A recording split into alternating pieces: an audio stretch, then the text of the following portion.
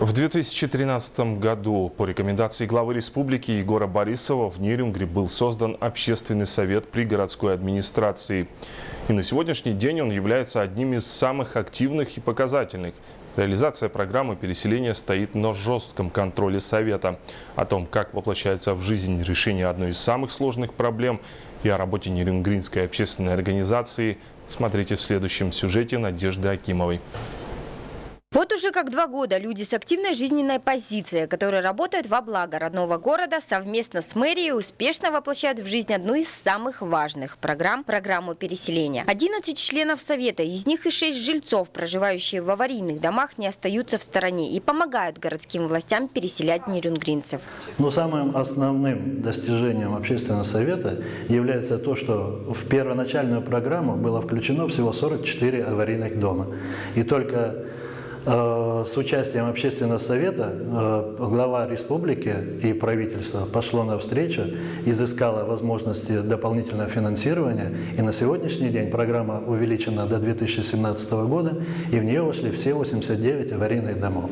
Квартиры, выставляемые на аукцион, осматриваются членами совета на соответствие всех норм, в том числе состояние сантехнических и электрических приборов. Такие меры необходимы для того, чтобы люди могли переехать, не вкладывая деньги в ремонт, а муниципалитет не нес дополнительных затрат. Татьяна Дунаева больше 20 лет проживала в деревянном жилом фонде. И в этом году ее семья получила квартиру на вторичном рынке. Хозяева до сих пор не сдерживают эмоций и радуются новой уютной квартире. Когда мы приехали сюда, мы с детьми первый раз зашли, были довольны и прыгали от счастья и от радости. Ну и спасибо общественному совету и всем за предоставленную квартиру. Под чутким контролем совета ведется и строительство жилых домов, в том числе и подготовка документации. Совет является незаменимым помощником городским властям. Члены совета подключились незамедлительно, когда мэрия столкнулась с проблемой проведения аукциона на земельные участки со стороны районной администрации. Ими было подготовлено обращение к главе республики Егору Борисову о необходимости принять меры, и благодаря этой слаженной работе сегодня уже 120 семей отметили новоселье в домах новой застройки. Благодаря им мы не знали проблем, что такое очередность, кого в какой дом заселять, в какую квартиру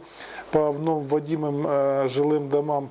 Эту заботу на себя взял общественный совет. В городе Нерюнгри программа переселения работает в полную мощь. 514 семей стали счастливыми обладателями теплых и комфортных квартир. Большую роль в успешной реализации данной программы играет работа общественного совета.